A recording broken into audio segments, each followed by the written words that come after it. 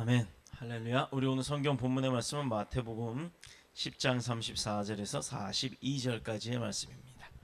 신약 성경 16쪽입니다. 우리 한 절씩 교독합니다. 내가 세상에 화평을 주러 온 줄로 생각하지 말라. 화평이 아니요 검을 주러 왔노라. 내가 온 것은 사람이 그 아버지와 딸이 어머니와 며느리가 시어머니와 불화하게 하려 함이니 사람의 원수가 자기 집안 식구리라. 아버지나 어머니를 나보다 더 사랑하는 자는 내게 합당하지 아니하고 아들이나 딸을 나보다 더 사랑하는 자도 내게 합당하지 아니하며 또 자기 십자가를 지고 나를 따르지 않는 자도 내게 합당하지 아니하니라. 자기 목숨을 얻는 자는 잃을 것이요 나를 위하여 자기 목숨을 잃는 자는 얻으리라.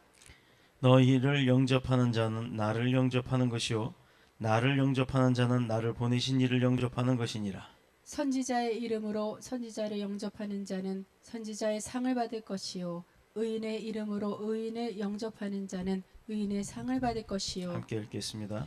또 누구든지 제자의 이름으로 이 작은 자 중 하나에게 냉수 한 그릇이라도 주는 자는 내가 진실로 너희에게 이르노니 그 사람이 결탄코 상을 잃지 아니하리라 하시니라.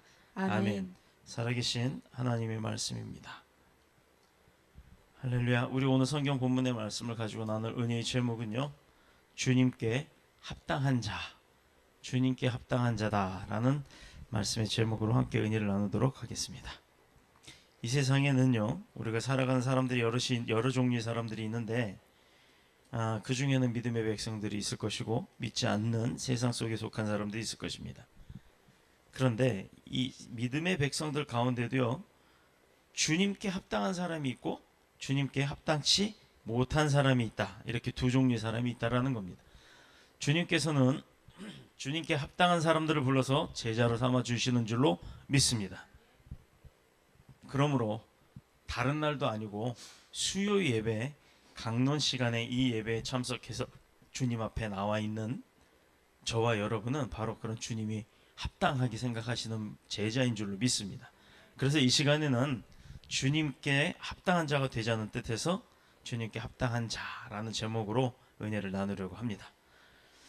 주님께서 주님에게 합당한 자를 불러서 그들을 제자로 삼으신다. 그럼 그렇다 그러면 그 제자들이 갖추어야 할 그 자세들이 있겠죠. 기본적인 자세, 세 가지의 중요한 자세가 있는데, 첫 번째 제자로서의 자세의 그 첫 번째가 사람들 앞에서도 주님을 나의 구주라고 시인할 줄 아는 자세가, 이게 필요하다는 거예요. 이것은요, 곧 나는 예수 그리스도를 믿습니다. 또 나는 더뉴스 복음교회 성도입니다. 또 나는 거기 이제 그 중에 아직은 우리는 없지만요, 주일학교 교사입니다. 성가대 지휘자입니다. 성가대 반주자입니다. 아니면 교회 주일 반주자입니다. 무슨 찬양단입니다. 이런 자기 자신에게 맡겨진, 제자로서의 맡겨진 사명과 또 그 직분들이 있을 거란 얘기예요. 즉 사람들 앞에서 내가 예수 믿는다는 사실을 숨기는 것이 아니라 당당하게 공개적으로 시인을 하고, 또 그렇게 시인을 하고 공개적으로 했을 때 욕먹을 짓을 안 하려고 하는 그런 자세가 필요하다 이겁니다. 요즘에는요, 그런 사람들이 많지 않지만 예수 믿는 사람들이 많지 않았을 때에는요, 조그마한 성경을 호주머니에 이렇게 넣고 다닌다거나 아니면 신문지 같은 데 둘둘 말아서 이렇게 들고 다니시는 어른들이 참 많았었어요. 제가 어렸을 때만 해도 이분이 크리스찬이다 아니다 뭘 보면 아냐면, 주일날 아침에 벌끔하게 입고 아주 단정하게 양복을 차려입고 손을 보면 알아요. 가방을 들고 가는데 성경을 이렇게 탁 옆구리 끼고 자랑스럽게, 옛날 성경은요 또 이렇게 이 사이드가 빨간색으로 돼 있었어요. 빨간색 성경을 탁 끼고서 이렇게 교회를 가는데, 그 교회를 가는 그 사람들의 표정들을 보면 뭐가 저렇게 설레일까라는 표정들이었어요. 주님을 만나러 예배드리러 간다는 것 자체가 설레이는 그런 표정이었어요. 즉 어떻게 보면요, 나 오늘 가서 또 축복받고 와야지 라고 해서 신이 나서 가는 그런 모습들이었습니다. 그런데 요즘은 교회 올 때 성경책 안 갖고 오는 분들이 대다수죠. 왜냐하면 이렇게 멀티미디어가 되어 있다 보니까. 근데 어떻게 하다 보면요, 찬송가 한 장도 제대로 못 외워서 불러요. 여기 자막이 나오다가 자막이 안 나오면, 찬송가를 부르다가도 자막이 안 나오면 그 다음 가사를 몰라서 머뭇머뭇하는 경우들이 생깁니다. 자, 이런 신문지 같은 데다 둘둘 말고 들고 다니는 분들을 보면 아, 이분이 크리스찬이구나라는 걸 알 수가 있었어요. 왜냐하면요, 사람들에게 자신이 예수 믿는다는 것을 공개적으로 드러내놓고 다니는 거예요. 그냥 부끄러워하지 않았기 때문이에요. 그런데 요즘은요, 그걸 부끄러워하는 그 사람들이 많다라는 거죠. 심지어 또 안 부끄러워하는 사람들이 있어요. 언제 내가 예수 믿는 사람이다 이거를 안 부끄러워하냐 하면 예수님 욕먹일 때. 예수님 욕먹일 땐 또 당당합니다. 어떻게 당당하냐? 남의 집 문도 못 열게 대문 앞에다 주차를 떡하니 해놓고 그 앞에 성경책 탁 꼽아놓고 교회에 무슨 마크 딱 붙여놓고 이러고 다니는 사람들 많아요. 뭐 신호등 위반할 거 다 하고 막 불법으로 유턴할 거 다 하고 앞지르기는커녕 막 나가다 막 쓰레기도 바깥에 버리고 담배 꽁초도 버리고 심지어 그러면서 딱 보면 차 안에 십자가 달려 있는 사람들, 이런 사람들 꽤나 있죠. 그러나 사람들 앞에서 주님을 시인하는 것을 하지 못하거나 거절하는 사람들을 주님께서도 뭐라고 얘기했냐면 하나님 앞에서 이 사람 제가 보증합니다라고 안 하겠다라는 거예요. 이 사람은 신자입니다. 내가 알고 있는 성도였습니다. 주님의 백성이었고 아버지 제자였습니다. 자녀였습니다. 내가 보증합니다라고 예수님께서도 하나님 앞에 가서 그 얘기를 안 하겠다 이 말이에요. 시인하지 않는다 이 말이에요. 무엇보다도 제자로서 갖추어야 할 첫 번째 자세는 내가 주님을 알고 하나님을 섬기는 난 크리스찬입니다. 이것은 나의 고백이에요. 신앙의 고백입니다. 32절에 기록된 대로 사람 앞에서 주님을 시인하는 자세입니다. 이게 가장 중요한 첫 번째 자세예요. 누구든지 사람 앞에서 나를 시인하면 나도 하늘에 계신 내 아버지 앞에서 저를 시인할 것이요. 누구든지 사람 앞에서 나를 부인하면 나도 하늘에 계신 내 아버지 앞에서 저를 부인하리라. 예수님께서는 분명히 우리가 하는 대로 하신다고 했어요. 자, 두 번째는 그럼 어떤 자세가 필요하느냐? 투쟁하는 자세. 34절에 내가 세상에 화평을 주러 온 줄로 생각하지 말라. 화평이 아니요 검을 주러 왔노라. 아니, 사랑의 주님이라고 하시는 분이 이 땅에 오신 건 우리를 구원하러 오셨다. 우리를 편안하게 해주 구원하시려. 그렇기 때문에 우리가 이제 평안하고 화평하고 그렇게 살아야 된다라고 우리는 인식을 하고 있는데 오늘 이 본문의 말씀은 그게 아니에요. 화평을 주러 온 게 아니라 검을 주러 왔대요. 자, 이 말씀은 뭐냐면 사람들 어떻게 보면 이 구절만 봤을 때는요 당황스럽죠. 황당하죠. 왜냐하면 예수님은 분명히 평화의 왕으로 이 땅에 오셨다고 선포하셨기 때문이에요. 자, 그래서 그가 태어날 때도 천군 천사들이 지극히 높은 곳에서는 하늘의 영광, 땅에서는 기뻐하심을 입은 사람들 중에 평화로다라고 얘기를 했는데 그렇게 찬양을 했어요. 그런데 오늘은 그 내용을 거부합니다. 그리고 많은 사람들이 예수님을 평화의 왕으로 믿고 섬겼어요. 그리고 평화의 왕으로 기대하고 있었습니다. 주님께서 하시는 말씀이 내가 세상에 화평을 주러 온 걸로 생각하지 말라라고 하십니다. 화평이란 말은 평화라는 말과 같은 말이에요. 앞뒤 말만 뒤집으면 돼요. 우리 성경이 중국을 통해서 넘어왔기 때문에 이 한자어들을 뒤집는 그 번역하는 과정에서 여러 가지로 그 좀 이렇게 혼돈되는 단어들이 있는데 어떻게 보면요, 이건 원문에서 봐도 에이레네라고 돼 있어요. 에이레네라고 하는 평화라는 단어를 씁니다. 자, 그러시면서 예수님께서 온 것은 검을 주러 온 것이다라고 하셨어요. 자, 검이란 말은 우리가 그 베드로가 로마 병정의 귀를 잘랐던 그 칼이죠. 이 칼이라는 건 뭔가요? 뭔가 나를 방어하거나 공격을 할 때 쓰는 겁니다. 근데 오늘 방어하거나 공격하거나 두 가지 용도처럼 두 가지 뜻이 있어요. 어떤 뜻이냐면 서로 분쟁한다, 다툰다, 전쟁한다라는 뜻이 있고 또 하나는 옳고 그른 것을 나눈다, 가른다, 분별한다, 분리한다라는 뜻이 두 가지가 있습니다. 하나는 싸우고 하나는 판단한다라는 뜻이에요. 자, 아닌 게 아니라 복음에 들어가면 모든 것을 흔들어 놓고 갈라놓는 경우가 많아요. 우리가 복음 생활을 하고 복음의 믿음이 우리에게 들어와 버리면 내 삶에 멀쩡했던 어제까지만 해도 괜찮았던 사람이 심지어 뭐 목사들 간에도 심지어 교회들 간에도 여러 가지 경쟁들을 하기도 합니다. 이것은 복음이라는 주제를 놓고 하나의 주제를 놓고서 사람들마다 어떤 일들이 벌어지느냐, 오늘 그 이 검처럼 검을 준다라고 말씀하신 것처럼 사회도 그렇고 가정도 그렇고 개인의 마음도 그렇다는 게, 심지어 교회 안도 그렇다는 얘기예요. 예수 믿기 전에는 양심의 가책이라고 하는 것이 별로 없죠. 이거 뭐 아이까지 뭐 무단횡단해도 사람이 못 받고 안 걸렸으면 됐어, 이걸로 만족을 합니다. 그런데 예수 믿고 나면 그 다음에 뭐가 생겨요?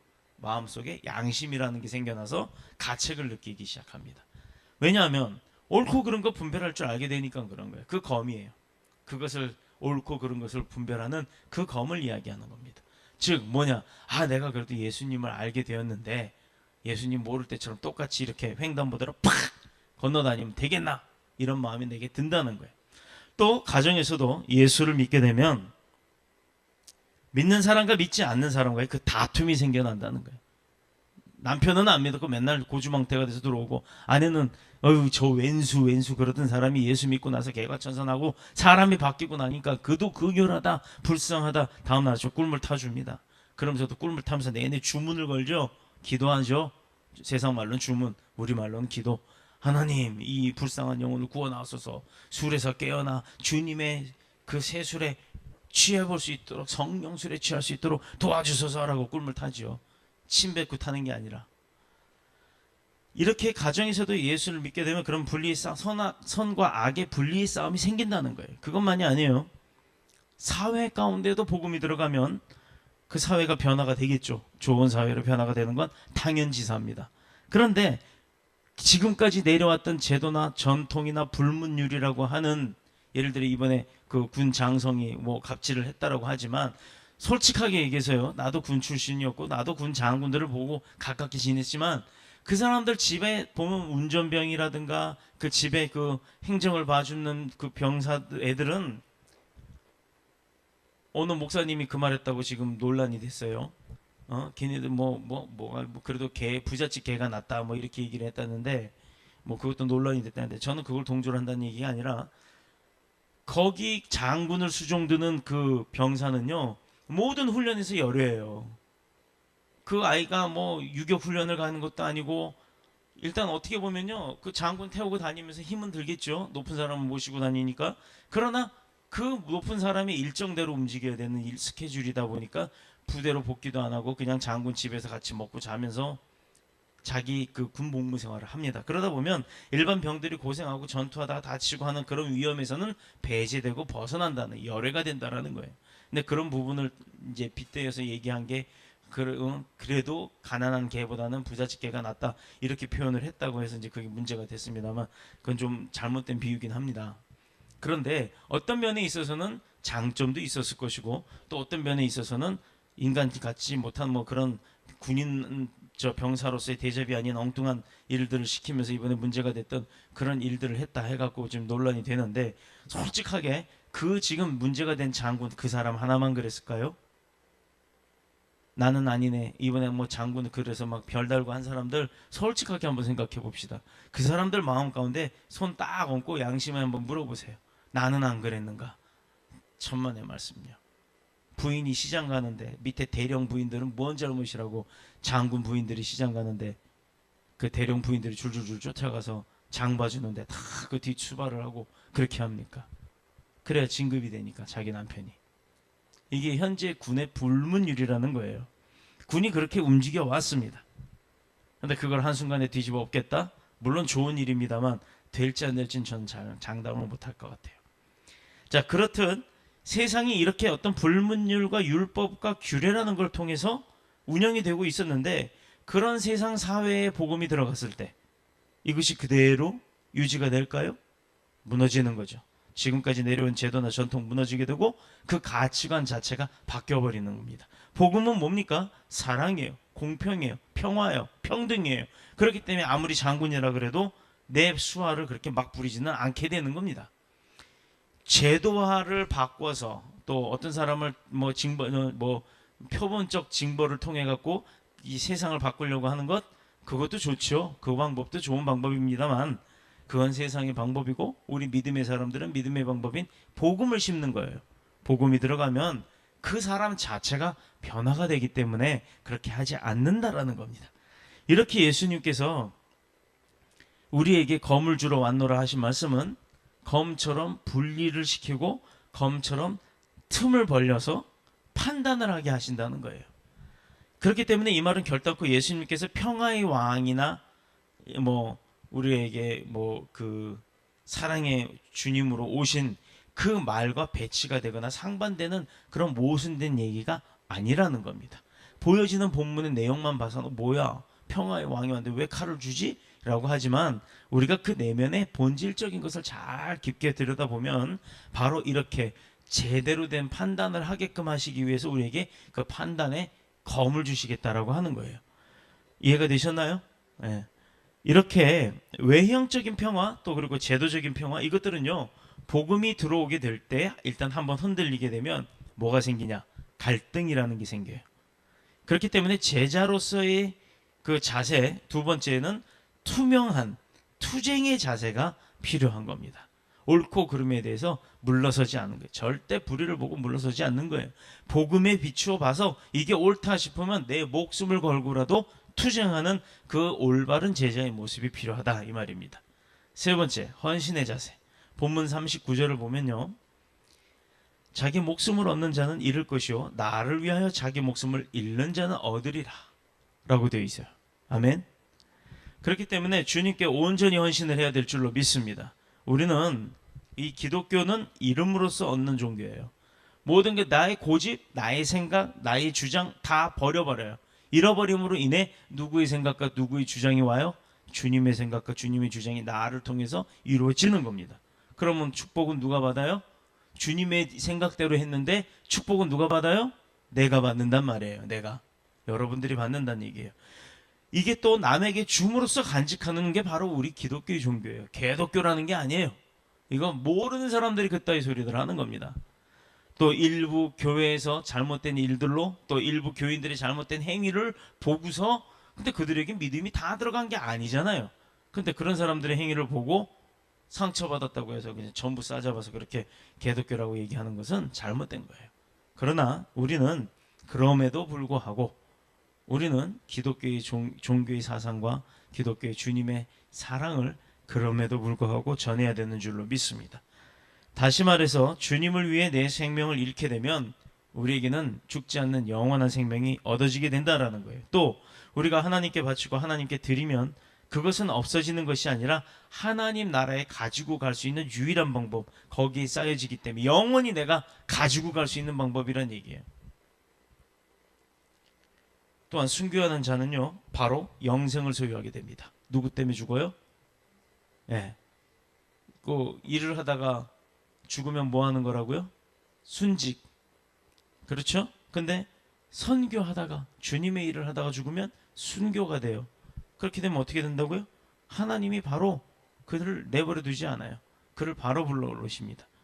이러므로 기독교는 이름으로써 얻는 종교요, 줌으로써 감직하는 종교요, 죽음으로써 사는 종교인 줄로 믿습니다.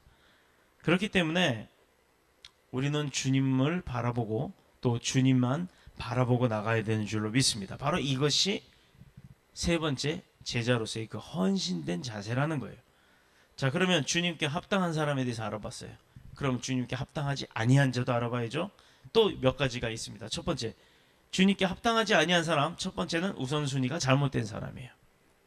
순서가 잘못된 사람은 주님께 합당치가 않습니다. 본문 37절에 봅니다.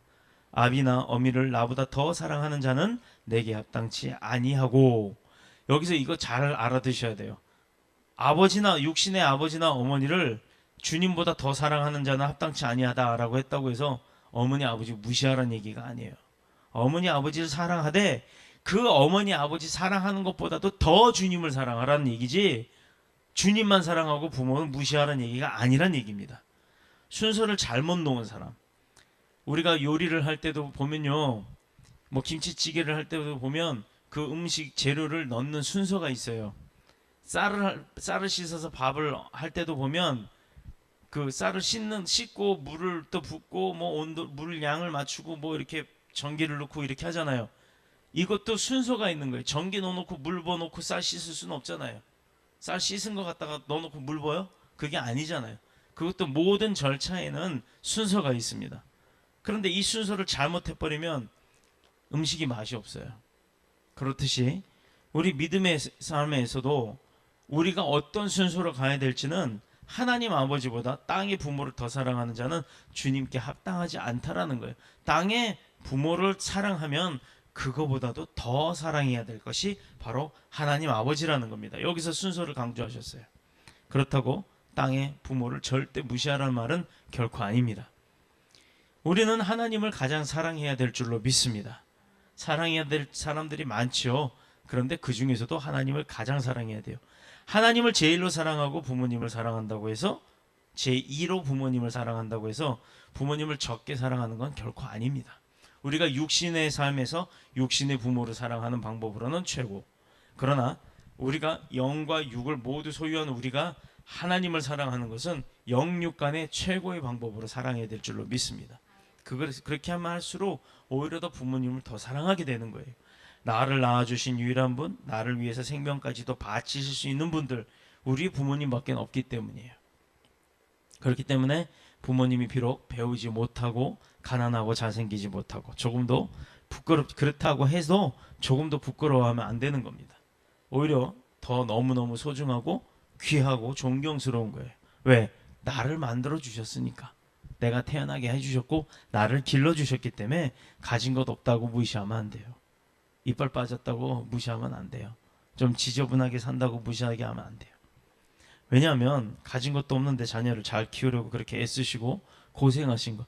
우리 부모가 가난한데 내가 이렇게 잘 됐으면요, 그거 더 감사할 줄 알아야죠. 우리 부모님 가난한데도 불구하고 나를 이렇게 잘 키우셨으니 얼마나 고생을 하신 겁니까? 그러니 그걸 더 감사할 줄 알아야죠. 그거 감사할 줄 모르면요, 인간 될 자격이 없는 겁니다. 그거 감사할 줄 모르고 하나님 앞에 나와서 나 복 주세요, 천만의 말씀이에요. 복 못 받습니다. 있는 거 다 까먹는 사람들이 그래요. 기껏 그동안 믿음 생활 잘해서 열심히 축복권 쌓아갖고 부의 물질적이고 여러 가지 부흥한 사람들이 있죠. 그런데 시간이 가면 갈수록 야금야금 빼먹는 사람들이 있어요. 그런 사람들을 첫 번째 뭘 잘못했나 보세요. 부모에 대한 공경 얼마나 잘했는지 한번 보십시오. 분명히 빠져나가기 시작합니다. 그 다음에 두 번째, 내 부모 우습게 알고 남의 부모만 잘 챙기려고 해요. 그런 사람들은 어떤 거? 하나님이 더 잘 보죠. 왜? 하나님의 집에서 그런 짓들을 많이 하거든. 하나님이 보고 계시는 집에서 내 부모는 우습게 알고 남의 부모 잘 보이는 척 하려고 합니다. 그 척척척 하는 거 하나님이 제일 싫어한다고 했잖아요. 그러니 갖다 부어도 거기는 밑 빠진 독에 물 붓기예요. 형식적으로 부자처럼 보여요? 천만의 말씀. 그 안은 다 썩고 그는 나중에 천국 가서 봤을 때 빈털터리가 될 겁니다. 분명한 것은 그렇게 애를 쓰고 고생하신 것을 생각한다 그러면 오히려 내 가슴 가운데 내 가슴에 눈물이 흐를 정도로 그 감사함에 눈물이 핑 돌 정도가 되어야 되는 게 바로 이 자녀의 참된 삶이에요. 이렇게 하나님을 사랑할수록 또 육신의 부모를 사랑하게 되는 줄로 믿습니다. 그러나 하나님을 사랑하지 않는 사람은요, 육신의 부모도 사랑하지 않아요. 그러니 내가 내 부모를 어떻게 하느냐에 따라서 그 사람 믿음 생활이 다 드러나는 거예요. 내 부모 우습게 하는데 하나님을 사랑할 것 같아요? 천만의 말씀. 그러므로 우리는 하나님 아버지를 땅의 부모보다 더 사랑하는 이 우선순위를 바로 해야 될 줄로 믿습니다. 순서를 틀리게 하는 사람은 그로 인해서 주님 앞에 합당하지 않은 사람이 되는 거예요. 자, 그러면 주님 앞에 합당치 못한 사람, 두 번째, 영적 관계가 잘못된 사람. 37절 후반절에 보면요, 한번 보겠습니다. 아들이나 딸을 나보다 더 사랑하는 자도 내게 합당치 아니하고. 자, 부모 사랑 안 하는 건 좋다 쳐요. 자녀 문제로 갑시다. 자녀라는 자연적인 관계를 영적인 하나님의 관계보다 더 사랑하는 사람. 요즘은요, 부모보다도요, 집안에 키우는 개새끼를 더 이뻐한대요. 난리가 아니래요. 이웃 옆집 사람들, 아파트에 살면서 앞집 옆집 사람들 얼굴도 모르는데 그 옆집에 개 이름은 안 돼요. 그거 신기하지 않아요? 에? 그리고 어디 병원이나 은행 같은 데 가서 처음 보는 사람들하고 아유 안녕하세요, 잘 지내셨어요? 내가 좀 도와드릴까요? 이런 거 하는 거는 별로 없으면서 애견센터 가가지고 그거 앉아가지고 개 자랑하느라고 거기서 또 그렇게 친해질 수가 없다네요. 자, 개가 인간보다 더 소중합니까? 저도 물론 애견인이라 강아지를 키웁니다만 저는요, 분명한 선이 그어져 있어요. 사람의 선에 넘어올 수 없는 개는 애완견으로서의 존재성을 갖고 있는 겁니다. 또 애완견이 애완견으로 살아야 이쁨을 받는 거예요. 버릇없이 사람보다 지가 잘났다고 이러고 번벼들면 주인한테 매 맞는 수밖에 없는 거예요. 똑같습니다. 우리 사람의 이치도 그렇게 자기 분수를 알아야 된다는 거예요. 자연적인 관계 중요하죠. 자연적으로 태어난 자녀들. 그러나 더 중요한 거는요, 혈연적 관계예요.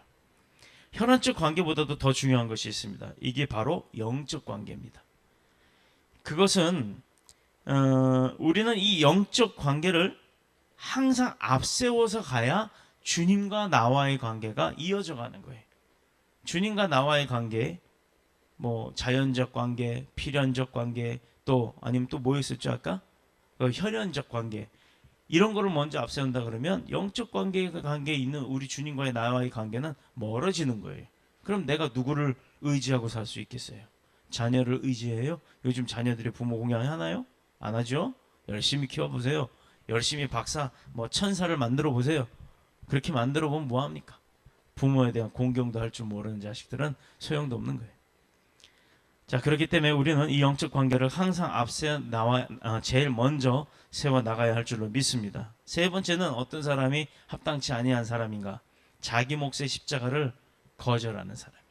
사람은요, 누구에게나 하나님께서 주신 자신의 십자가가 있어요. 그게 어떤 것이 될지는 우리는 아무도 몰라요. 당신의 십자가는 뭐요? 라고 내가 말해줄 수 있는 것도 없습니다. 그러나 분명히 자기 몫의 태인 십자가를 거절한 사람들은 하나님 앞에 합당치 않다라는 거예요. 왜? 힘들거든.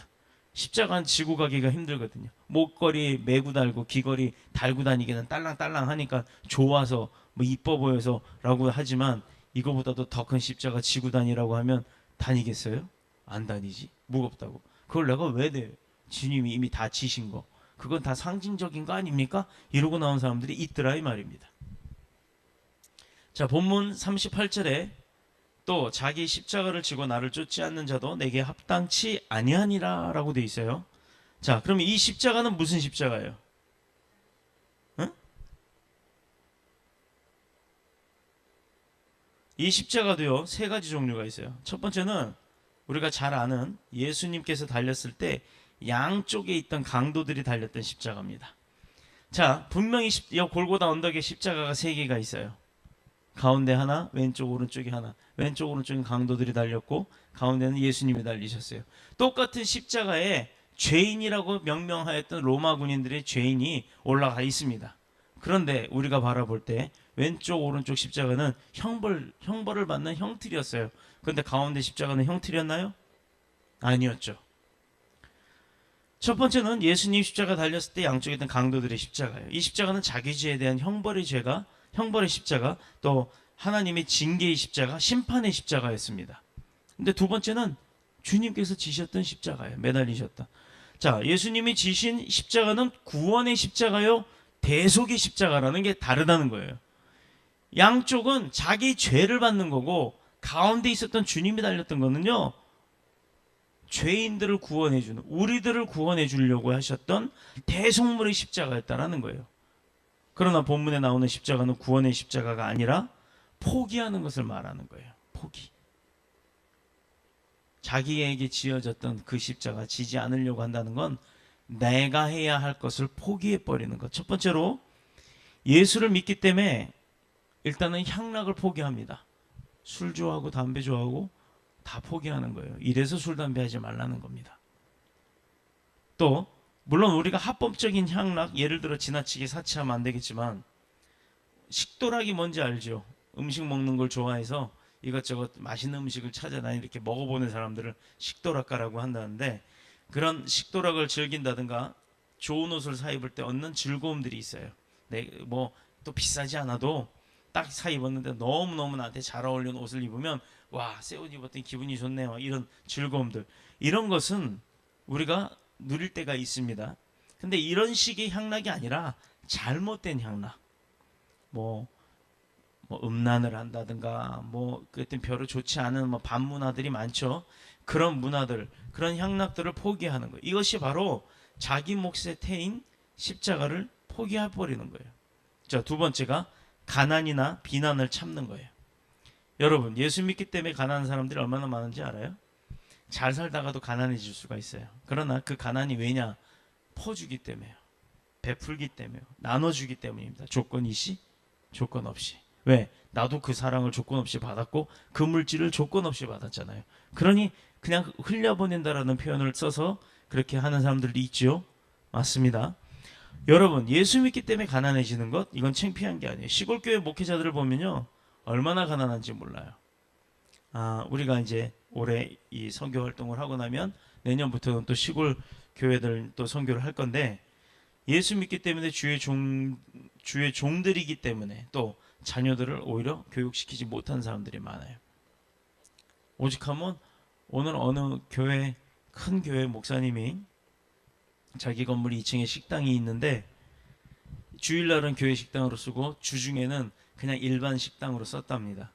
장사를 했대요. 그랬더니 그 교인들 이제 누가 담당을 해서 했는데 처음에는 교회 건물에 있던 식당이라서 안 오더라 이 말이에요. 근데 음식이 맛있으니까 335 그리고 싸니까 335 모여들더니 이제는 자리가 없대요. 줄을 서야 된답니다. 그래서 이득이 나기 시작했어요. 그랬더니 교회에서 담임 목사님이 권사님은 이제 생활 형편 되니까 다 내려놓으라. 그리고 그 가게를 무상으로 임대를 내놓게 공고를 내셨어요. 근데 조건이 있습니다. 개척교회 목사님 부부가 하셔야 됩니다. 또 그 목사님도 2, 3년 내에 자립이 되면 언제고 다시 내놓고 떠나셔야 되는 조건으로. 왜냐하면 또 다른 가난한 목회자를 불러다가 그 생활이 좀 되게끔 그 식당을 주중에 운영을 하라 이 말이에요.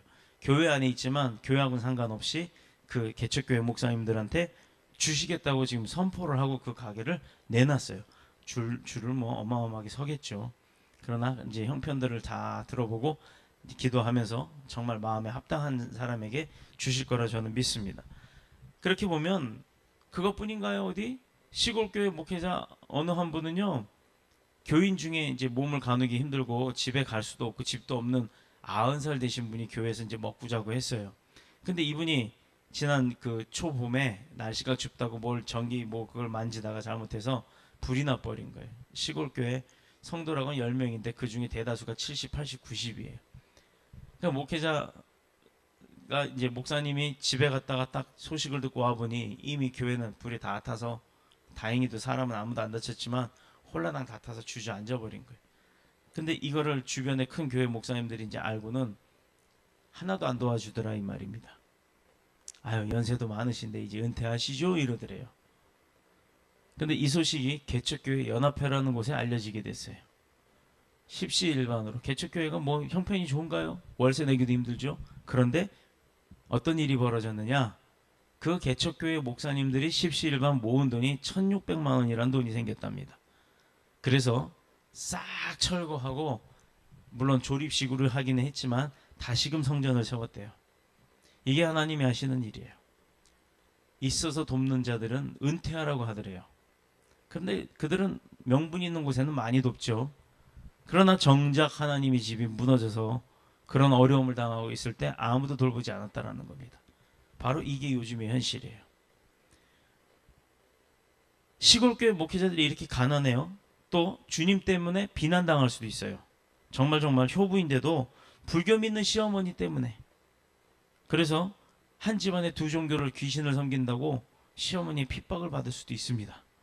또 예수님을 믿기 때문에 비난을 참아야 하는, 고통을 참아야 하는 그런 것은 바로 그것은 자기 몫에 태인 십자가를 지는 거예요. 세 번째, 주님 때문에 당하는 고난과 핍박이 있습니다. 여러분, 예수 믿는 것 때문에 고난 당해 보신 적 있어요? 핍박 당해 보신 적 있나요? 저는요, 살던 집에서 쫓겨난 적이 있어요. 교회 단 한 번 갔다 왔는데 무당이 그다음부터 나가래요. 결국은 저희 굉장히 어렵게 살 때 어머니랑 저랑 집을 쫓겨났습니다. 그래서 시장통에 연탄광을 지나야 들어갈 수 있는 조그만 방을 얻어서 산 적이 있어요. 자, 교회 한 번 갔다 왔다고 무당이 자기 집에서 나가래요. 세 번째, 이렇게 주님 때문에 고난과 핍박이 있다라는 것.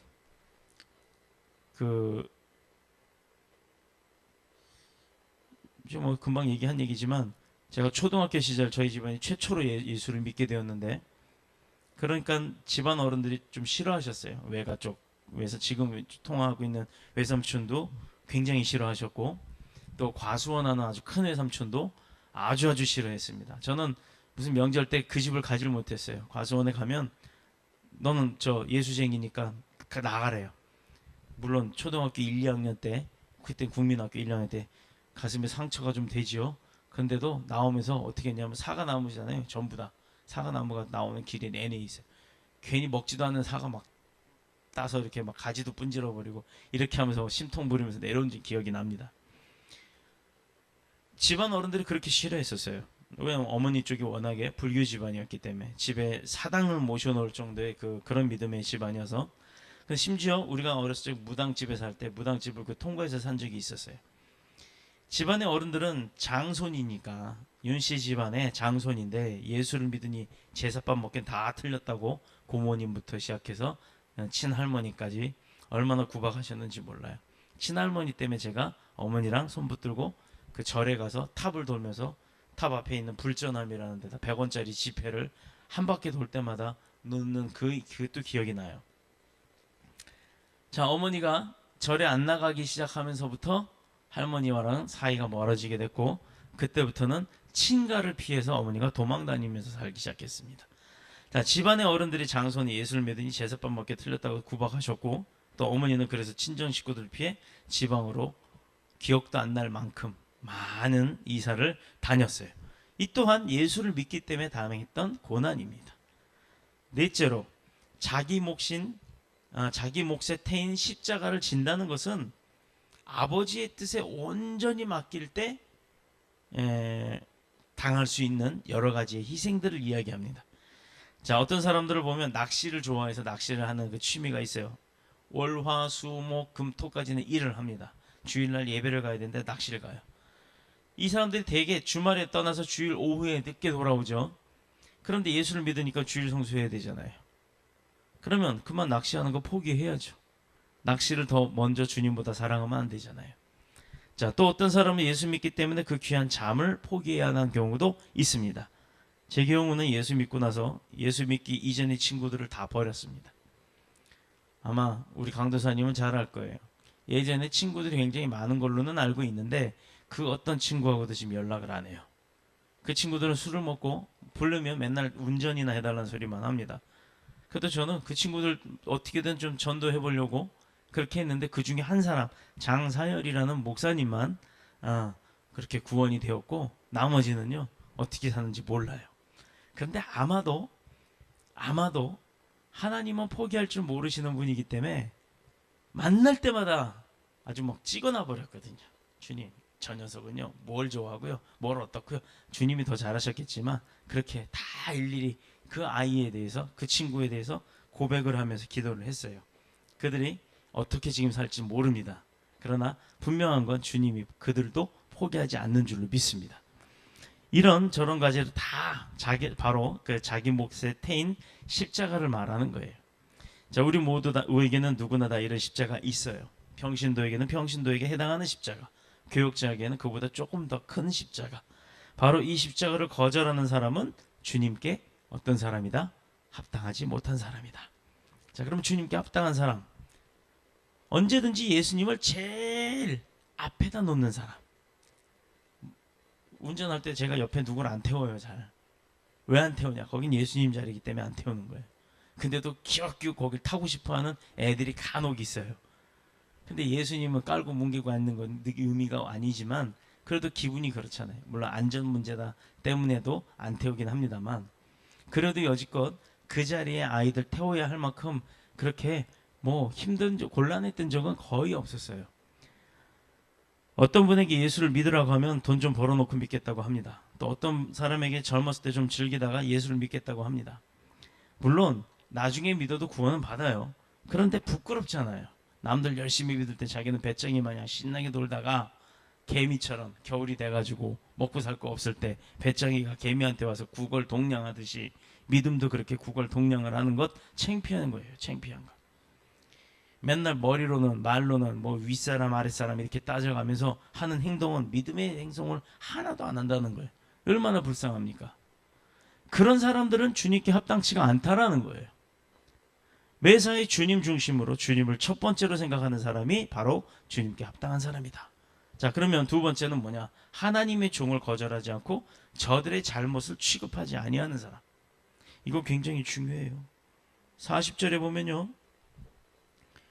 뭐라고 돼 있냐면 너희를 영접하는 자는 나를 영접하는 것이고, 여기 예수님을 얘기하는 거예요. 또 나를, 예수님을 영접하는 자는 나 보내신, 예수님을 보내신 이를 영접하는 것이다. 누군데 그러면? 그러니 전도자, 복음 들고 온 사람 핍박하지 마세요. 복음 전달자, 말씀 전달자들을 잘 섬기세요. 이거 왜 그러냐면 그들을 섬기는 것이 바로 하나님을 섬기는 거기 때문입니다.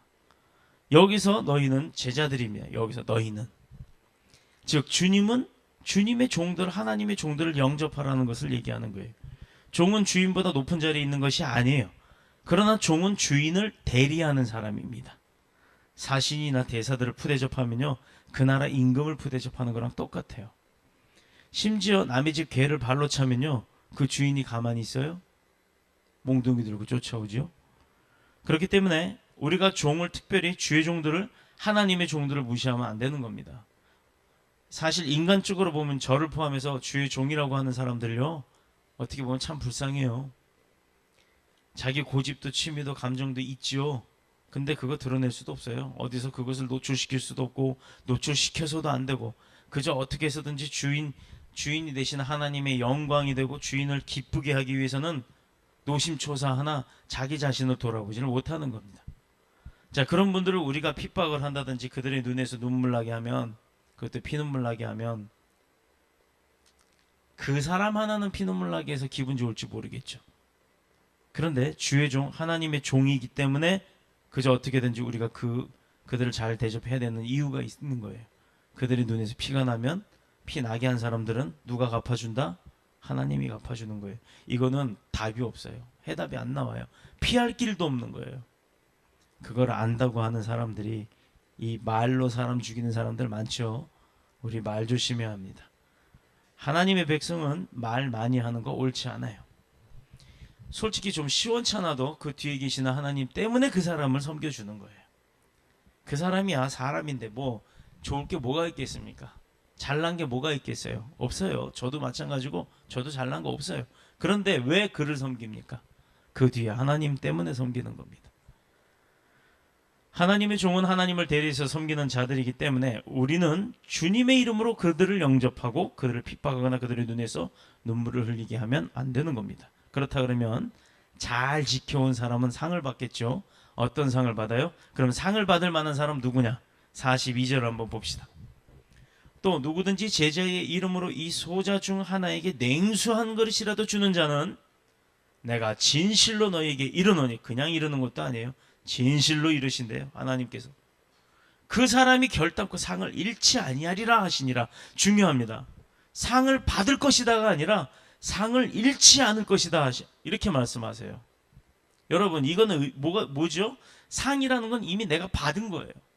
이미 다 받았는데 그 사람의 행동을 어떻게 하느냐에 따라서 받은 걸 뺏어버리시겠다는 거예요.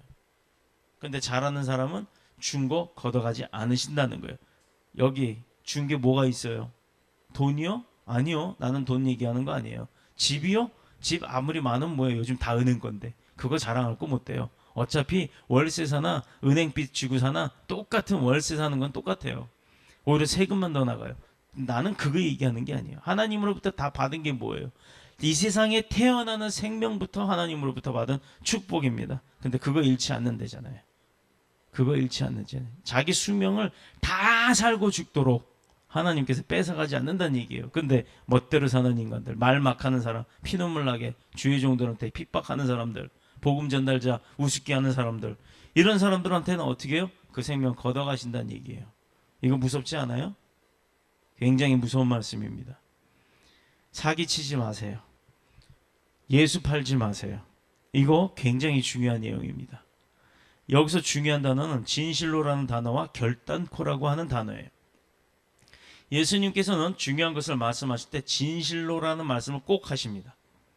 아주 중요한 것은 진실로 진실로 내가 이르노니, 두 번씩이나 반복해서 말씀하셨어요.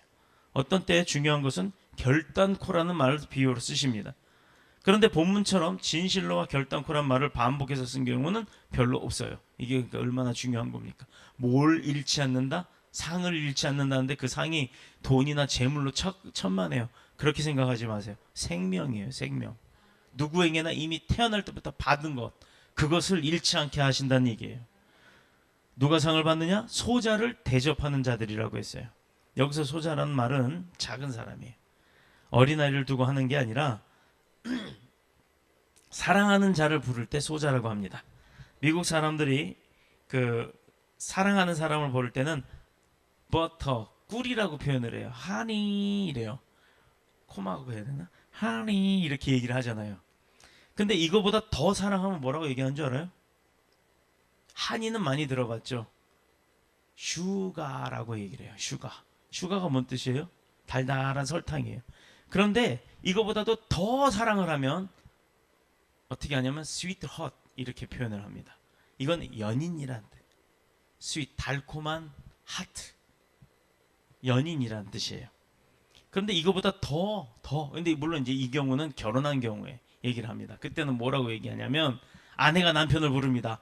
허니도 아니고 스윗도 아니고 스위트 핫도 아니고 뭐라고 얘기하냐면 바로 베이비라고 얘기를 해요. 베이비가 뭐예요? 아가잖아요. 자기가 낳은 아가. 근데 남편한테 베이비라고 해요. 베이비. 우리 영화에도 보면 그런 거 많이 들었죠? 제일 사랑하는 사람은 사실 자기 뱃속에서 나온 자녀들이에요. 남편을 아무리 사랑한다 해도 자녀는 정말 자기 몸의 일부이기 때문에 그들을 더 사랑합니다. 그래서 아빠들보다 엄마들이 자녀를 더 사랑하는 거예요.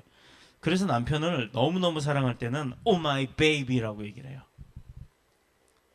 그렇게 해서 자기 아기처럼 그렇게 소중하게 뭐 소유욕을 의미하는 것이 아니라 사랑을 표현합니다. 이것이 사람들이 표현할 수 있는 가장 아름다운 사랑의 최고의 표현이 바로 베이비예요. 베이비. 자, 근데 본문의 소자라는 표현은 사랑하는 제자를 뜻하는 거예요. 그래서 이 말은 천대받는 자들을 뜻할 때도 그렇게 보입니다. 부르기도 합니다. 본문은 제자들이 그 주님을 사랑하는 제자인 동시에 세상적으로 볼 때는 재물이나 어떤 뭐 지위 이런 거 정말 보잘것없는 사람이잖아요. 세상의 눈으로 봤을 땐 거지 같은 사람들, 노숙자 같은 사람들인데 예수님의 입장에서 봤을 때는 더할 나위 없는 제자, 사랑하는 제자들이란 말이에요. 자, 그런 사람들에게 냉수 한 그릇을 줄지라도 그냥 길가에서 우물에서 흔히 떠서 먹는 독약탄 물이 아니라 그냥 마시는 그 물을 한 잔을 주는 그런 성성만 보여준다 해도 어떻다고요? 상을 잃지 않는다라고 했어요. 섬김이 있다면. 뭐 섬기라고 해서 뭐 집 한 채 사주고 벤츠 사주고 이런 거 얘기하는 게 아니에요. 뭐 1억에 뭐 이렇게 뒷돈 대주고서 뭐 이렇게 로비하고 하는 그런 거 아니에요. 냉수라고 하는 것은 돈 주고 사는 게 아니라 흔한 거예요. 그것도 하나님으로부터 받은 겁니다. 그냥 우물에 가서 아니 뭐 옆에 있으면 퍼서 주기만 하면 되는 거예요. 퍼서 주면 되는 거예요. 그래서 이 냉수 한 그릇은 돈도 들어가는 것이 아니고 누구에게나 줄 수 있는 최소한의 것을 표현하는 겁니다.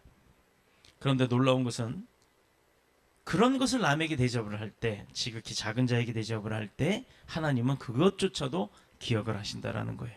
그런데 그런 거는커녕 이걸로 풀어버리면, 돈 몇 푼으로 풀어버리면 그 사람의 행동을 하나님께서 기억을 안 하시겠어요?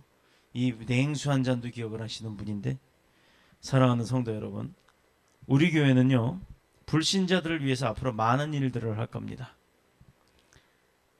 새신자가 아니라 불신자들이요, 믿지 않는 사람들을 깨우쳐주는 사역을 많이 할 거예요.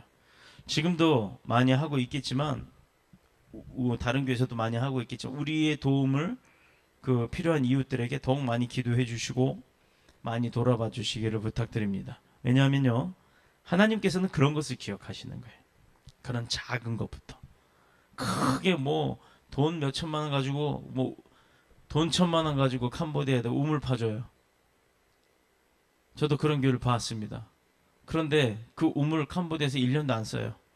그리고 팠을 때 놀라운 것은 100만 원도 안 들어요. 몇십만 원, 뭐 어제 뉴스인가 뭘 보니까 캄보디아에 우물 하나 파주는데 1,000만 원 된다고 교회에서 헌금을 해서 걷어갑니다. 그쪽의 현지에서는 20만 원이면 파더라고요. 이게 어떻게 된 건지 모르겠어요. 내막은 몰라요. 내막은 알고 싶지도 않고 뭔가 무슨 사연이 있겠지만 그런 게 중요한 게 아니라 정작 그렇게 파준 우물이 그들이 먹으면서 비소 중독에 걸려서 피부암으로 죽는 사건들이 벌어진다는 거예요. 파려면 50m 이상 깊게 파야 되는데 그렇게 안 파니까 문제라는 거죠. 숱하게 파준 그 우물들이 하나같이 식수로는 부적합한 그런 사건들이 벌어지고 있었다라는 것. 그걸 한국의 많은 교회들이 섬김과 나눔이라는 명분하에 그거를 자행했다라는 것. 이것은요, 엄격히 따지면 그냥 내비로 뒀으면 빗물 받아먹고 멀쩡하게 살 사람들 도와준다고 우물 파줘서 비소 섞인 물. 비소가 뭐냐면 옛날 영화에 나오는 사약이에요. 사약의 주 재료가 비소입니다. 그래서 피부암 걸려 일찍 죽게 만들어버린 거랑 똑같은 일이 벌어진 거예요. 물론 교회에서만 그런 게 아니죠. NGO 단체, 다른 종교 단체에서도 그런 일을 많이 했어요. 우후죽순 너도 나도 이렇게 막 벌리는 일들이 하나님의 이름을 파는 일이 되면 안 된다라고 저는 주장하는 겁니다. 그 일 자체가 잘못됐다라는 것이 아니라 좀 더 잘 알아보고 할 수 있도록 뭔가 좀 조치가 필요하다라는 거죠. 그저 남이 하니까 나도 한다. 저 교회가 했으니까 나도 한다. 이게 아니라는 얘기예요. 자, 그 사람들은 지극히 작은 자예요. 우리 주변에 소외된 사람들, 업신여김을 받는 사람들, 사회적으로 천대받는 사람들, 진실로 결단코 그들을 돕는 자들은 상을 잃지 않는다. 이게 주님의 말씀이에요. 선지자를 대접한 사람에게는 선지자의 상급을 받게 되고 의인을 대접한 사람에게는 의인에 해당하는 상급을 받는 겁니다. 그러므로 여러분들은 특별히 하나님의 종들을 대접 많이 하시고 한 걸음 더 나아가서는 지극히 작은 자, 그 소자들, 소외된 사회적으로 냉대받는 사람들을 잘 대접하시기를 축복합니다. 우리가 마치 주님을 대접하듯이 그들을 대접하면요, 결탄코 그 상을 잃지 않겠다, 아니하겠다라고 말씀하십니다. 그런 사람들이 바로 주님께 합당한 자들인 줄로 믿습니다. 이제 설교를 마치겠습니다. 이 세상에는 주님께 합당한 자와 합당치 아니한 자 두 종류가 있는데 주님께서는 합당한 자들을 불러 제자로 쓰십니다. 그렇기 때문에 우리는 사람들 앞에 주님을 시인하는 자세와 또 불의와 싸우고 성령의 검을 들고 싸우는 그런 투쟁의 자세, 그리고 또한 자기의 목숨을 내어 맡기는 헌신의 자세, 이 모든 자세들을 다 가지고 누리는 저와 여러분이 되시기를 축복합니다. 절대로 순서를 잘못 가지거나 영적 관계가 잘못되거나 자기 몫의 태인 십자가를 거절해버리는 그러한 오류는 없기를 축복합니다. 그래서 우리 모두 주님께 합당한 사람으로서 인정받고 또 주님께서 주신 상급을 잃어버리지 않는 축복의 그리스도인이 되기를 그리스도이신 예수님의 이름으로 축복합니다. 축원합니다. 기도드리겠습니다. 주의 집에 영광이 가